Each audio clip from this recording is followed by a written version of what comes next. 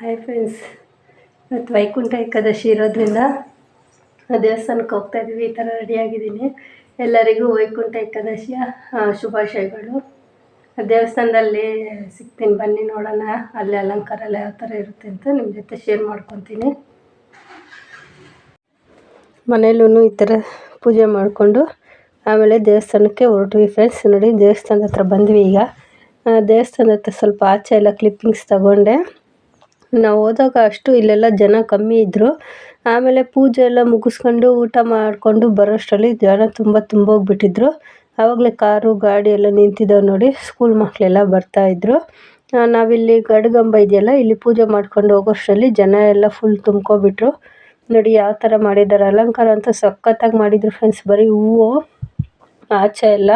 ಹಾಗೆ ಒಳಗಡೆ ಬಂದುಬಿಟ್ಟು ಜೋಳ ಮತ್ತು ಈ ಪೈನಾಪಲ್ಲು ಫ್ರೂಟ್ಸಿಂದ ಅಲಂಕಾರ ಮಾಡಿದ್ದಾರೆ ಫ್ರೆಂಡ್ಸ್. ತುಂಬ ಚೆನ್ನಾಗಿ ಒಳ್ಳೆ ಸಿಟಿ ಕಡೆ ಅಲಂಕಾರ ಮಾಡ್ತಾರಲ್ಲ, ಸಿಟಿ ಕಡೆ ದೇವಸ್ಥಾನಗಳು ಇರುತ್ತಲ್ಲ ಬ್ಯಾಂಗ್ಳೂರು ಸೈಡು, ಹಾಗೆ ಅಲಂಕಾರ ಮಾಡಿದರು. ಪ್ರತಿ ವರ್ಷವೂ ಈ ದೇವಸ್ಥಾನದಲ್ಲಿ ಇದೇ ಥರ ಇರುತ್ತೆ ಫ್ರೆಂಡ್ಸ್. ನಾನು ಲಾಸ್ಟ್ ಇಯರು ನಿಮ್ಮ ಜೊತೆ ಶೇರ್ ಮಾಡಿದ್ದೆ ವೀಡಿಯೋಸ್, ಏಕಾದಶಿ ದಿವಸ ಹೇಗೆ ಮಾಡ್ತಾರೆ ಏನು ಅಂತ. ನೋಡಿ, ನೋಡ್ತಾ ಇರ್ಬೋದು ನೀವು. ತುಂಬ ಚೆನ್ನಾಗಿ ಡೆಕೋರೇಷನ್ ಮಾಡಿದರು. ಪ್ರತಿಯೊಂದೂ ಬಾಳೆಕಂದು ಕಟ್ಟಿ ಎಲ್ಲದನ್ನು ಹೂವು ಅಲಂಕಾರ. ಇಲ್ಲಿ ಏನೋ ಈ ಥರ ಇಟ್ಬಿಟ್ಟು ಇದು ಬಟ್ಲು ಥರ ಅದರಲ್ಲಿ ಫ್ಲವರ್ ಡೆಕೋರೇಷನ್ ಮಾಡಿದ್ರು ನೋಡಿ. ಅದನ್ನು ಒಂದು ಕ್ಲಿಪ್ಪಿಂಗ್ಸ್ ತೊಗೊಂಡೆ. ತುಂಬ ಚೆನ್ನಾಗಿ ಕಾಣ್ತಾ ಇತ್ತು ಅಲ್ಲಿ ದೇವಸ್ಥಾನದಲ್ಲಿ ಅಂತ ಹೇಳಿ. ಹಾಗೆ ನೋಡಿ, ಇದು ಒಳಗಡೆ ದೇವಸ್ಥಾನದ ಎಂಟ್ರಿ ಫ್ರೆಂಡ್ಸ್.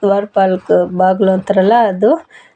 ಫುಲ್ಲು ಹೂವು ಡೆಕೋರೇಷನ್ ಫ್ರೆಂಡ್ಸ್. ಚೆನ್ನಾಗಿ ಅಲಂಕಾರ ಮಾಡಿದರು. ಹಾಗೆ ಒಳಗಡೆನೂ ನೋಡಿ ಕಾಣಿಸ್ತಾ ಇದೆ, ಜೋಳ ಮತ್ತು ಪೈನಾಪಲ್ಗಳಿಂದ ಅಲಂಕಾರ ಮಾಡಿದರು. ತುಂಬಾ ಚೆನ್ನಾಗಿ ಅಲಂಕಾರ ಮಾಡಿದರು ಫ್ರೆಂಡ್ಸ್. ಮತ್ತು ದೇವ್ರ ದರ್ಶನವೂ ಅಷ್ಟೇ ಚೆನ್ನಾಗಿ ನೀಟಾಗಿ ಆಯಿತು. ಅಷ್ಟು ರಶ್ ಇದ್ರೂ ಚೆನ್ನಾಗಿ ದರ್ಶನ ಆಯಿತು ನೋಡಿ. ಇಲ್ಲಿ ದೂರದಿಂದನೂ ಕಾಣುತ್ತೆ, ನಾವು ಹತ್ರದಿಂದನೂ ಹೋಗಿ ದರ್ಶನ ಮಾಡ್ಕೊಂಡು ಬಂದ್ವಿ ನೋಡಿ. ಇದು ಕಂಬಗಳಿಗೆ ಬಂದುಬಿಟ್ಟು ಇದು ಫ್ರೂಟ್ಸಿಂದ ಅಲಂಕಾರ ಮಾಡಿದ್ದಾರೆ. ಮೇಲೆ ಮೂಸಂಬಿ ಮತ್ತು ಫ್ಲವರು ಸೆಂಟ್ರಲ್ಲಿ, ಮತ್ತು ಮುಸ್ಕಿನ ಜೋಳ ಮತ್ತು ಫ್ಲವರು ಮತ್ತು ಪೈನಾಪಲ್ಲು. ಕೆಳಗಡೆ ಫುಲ್ಲು ಲಾಸ್ಟಲ್ಲಿ ಬಂದುಬಿಟ್ಟು ಇದು ಕಬ್ಬು ಹಾಕಿದ್ದಾರೆ ಫ್ರೆಂಡ್ಸ್. ನೋಡಿ, ಇದು ಕಂಬ. ಇಲ್ಲಿ ಜನ ಓಡಾಡ್ತಾ ಇದ್ದೀನಿ, ಸರಿಯಾಗಿ ವೀಡಿಯೋ ಮಾಡೋಕ್ಕಾಗಲಿಲ್ಲ. ಅದು ಇಷ್ಟು ತಗೊಂಡೆ ನೋಡಿ. ಲಾಸ್ಟಲ್ಲಿ ಬಂದು ಕಬ್ಬು ಫುಲ್ಲು ಹೂವಿನ ಅಲಂಕಾರ ಚೆನ್ನಾಗಿ ಮಾಡಿದರು ಫ್ರೆಂಡ್ಸ್. ದೇವ್ರ ದರ್ಶನ ಅಂತೂ ಚೆನ್ನಾಗಾಯ್ತು ನೋಡಿ. ದೂರದಿಂದನೂ ಅಲ್ಲಿ ಕಾಣ್ತಾ ಇದೆ. ಹಾಗೆ ನಾವು ಹತ್ರಕ್ಕೆ ಹೋಗಿನೂ ದೇವ್ರ ದರ್ಶನ ಮಾಡ್ಕೊಂಡ್ವಿ.